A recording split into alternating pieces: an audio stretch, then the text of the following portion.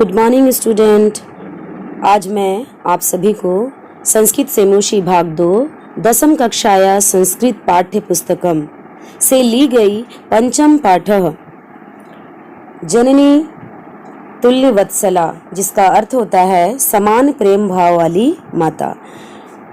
इस कहानी से पढ़ने से पहले आपको मैं कुछ बताना चाहती हूँ कि कई बच्चे ऐसे होते हैं जिन्हें ऐसा लगता है कि माता उन्हें कम प्रेम करती है। जैसे कि किसी के यहाँ 2-3 भाई बहन हैं तो उनमें से किसी को लगता होगा या सभी को लगता होगा कि माता मुझे नहीं उसे ज़्यादा प्रेम करती है, परंतु ऐसा नहीं है।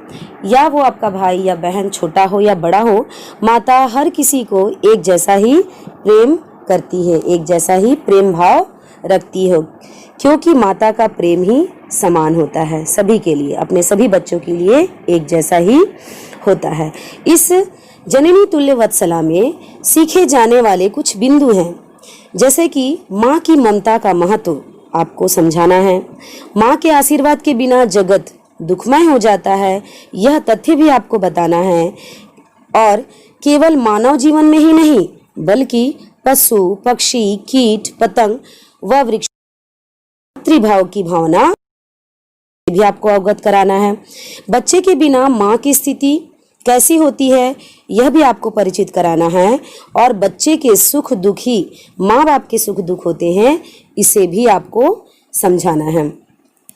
जननी तुल्य वत्सला, समान प्रेम भाव वाली माता। यह जो कहानी है, यह जो कथा है, वह महाभारत में अनेक ऐसे प्रसंग हैं जो आज के युग में भी उपादेय है। महाभारत के वन पर्व से ली गई यह कथा न केवल मनुष्यों अपितु सभी जीव जंतुओं के प्रति समदृष्टि पर बल देती है। समाज में दुर्बल लोगों अथवा भी माँ की ममता अत्यधिक होती है। इसका मतलब क्या होता है? बहुत अधिक होती है। यह इस पाठ का अभिप्रेत है। हम आगे बढ़ते हैं और कहानी के जरिए जानने की कोशिश करते हैं कि जननी तुल्य वत्सला अर्थात समान प्रेम भाव वाली माता। पहले पैराग्राफ में कश्चित कृषक बलिवर्दाभ्याम क्षेत्र कर्षणम कुर्वन् आसीत्। मैं आपको शब्दों का अर्थ बताती हूँ। बलि वरदाभ्याम, इसका अर्थ होता है बैलों से।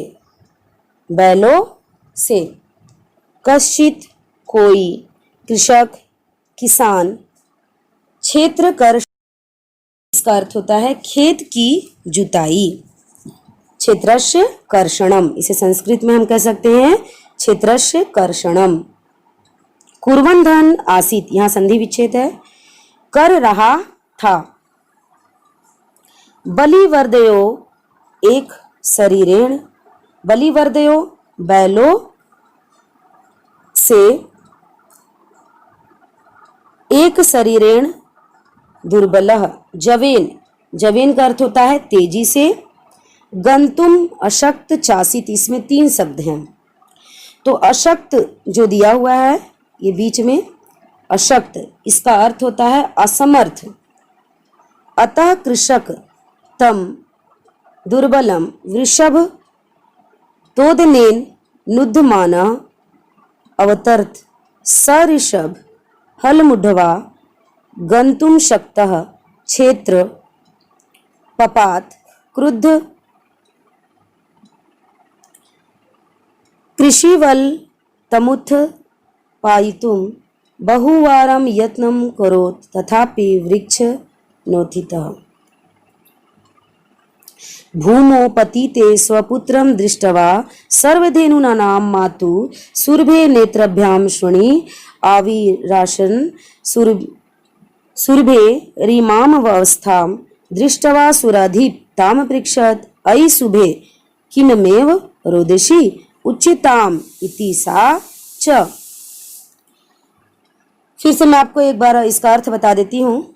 कश्चित का अर्थ होता है कोई, कश्चित का अर्थ कोई, कृषक का अर्थ कृषक का अर्थ होता है किसान, बलिवर्दाभ्यम अर्थात 2 बैल, क्षेत्रकर्षणम अर्थात खेत की जुताई, कुर्बान आशित कर रहा था, बलिवर्दयो बैलों में, और जवेन, जवेन का अर्थ होता है तेजी से, और आशक्त, आशक्त यहाँ शक्त, असमर्थ और अवतर्त, अवतर्त हो गया, ऋषभ बैल, तोदनेन, इसका अर्थ होता है तोदनेन कष्ट देने से, और नुद्धमानः धकेला जाता हुआ या फिर हाँका जाता हुआ, हल मुढ़वा, इसका अर्थ होता है हल उठाकर या हल ढोकर, गंतुम शक्त, इसका अर्थ होता है चलने में असमर्थ, पतात, क्षेत्र का मतलब आप जानते हैं, क्षेत्र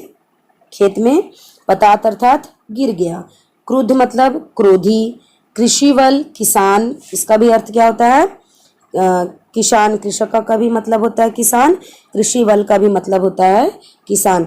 यहाँ 2 वर्ड हैं, तत् तम धन उत्पादयुतुम, उठाने के लिए, उत्पादयुतुम मतलब उठाने के लिए, बहुवारम, बहुवारम का अर्थ होता है बहुत प्यार, वृष अर्थात बैल, और न धन, यहाँ 2 शब्द हैं, इस वाले शब्द में 2 हैं, संधि विच्छेद वर्ड है, न धन उतित अर्थात नहीं उठा, भूमो जमीन पर, पतिते गिरने पर, फिर है सर्वधेनु नाम, सभी गायों की, सुरभि स्वपुत्र मतलब तो आप जानते हैं अपना पुत्र, दृष्टवा अर्थात देखकर, माता का, मातु अर्थात माता का, सुरभे अर्थात सुरभि की, नेत्राभ्याम और शुणी, इसमें 2 शब्द हैं, नेत्राभ्याम अर्थात दोनों आंखों से, और शुणी अर्थात अश्रुणी होगा, जब वो भी अलग होगा तो अश्रुणी हो जाएगा, जिसका अर्थ हो जाएगा आंसू, और आवी राशन निकलने लगे, और इसके बाद है सुराधीप, इसका अर्थ होता है देवताओं के राजा इंद्र, सुराधीप देवताओं के राजा इंद्र। फिर है शुभे, शुभ लक्षणों वाली, किममेव, क्यों इस प्रकार, उच्चताम कहो, और रोदृषि का अर्थ रो रही हो। इसमें कोई किसान है, यहाँ कोई किसान है जो अपने 2 बैलों से खेत को जोतने का काम कर रहा था। उन बैलों में से एक शरीर से दुर्लभ, कमजोर था और तेजी से चलने में असमर्थ था। एक किसान अपने खेत में काम कर रहा था अपने 2 बैलों के साथ। उसमें से एक जो बैल था वह शरीर से बहुत ही दुर्बल था, बहुत ही कमजोर था और वह तेज चलने में असमर्थ था। अतः किसान उस दुबले बैल को कष्ट देकर जबरदस्ती से उसके हाँकने लगता है, उसे मारने लगता है कि तुम उठो।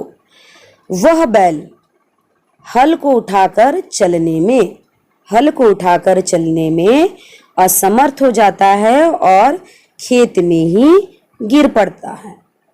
क्रोधित किसान ने उसको उठाने के लिए बहुत बार प्रयत्न किया तो भी बैल नहीं उठा। वह जो किसान काम कर रहा था खेत में अपने 2 बैलों के साथ, वह उस बैल को उठाने का प्रयत्न कर रहा था पर वह बैल नहीं उठा। भूमि पर गिरे अपने पुत्र को, यहाँ थोड़ा ध्यान से सुनिएगा कि भूमि पर अपने गिरे हुए पुत्र, सर्वधेनुना सभी गायों की माता, सुरभि की दोनों आंखों से अश्रु बहने लगे। सुरभि की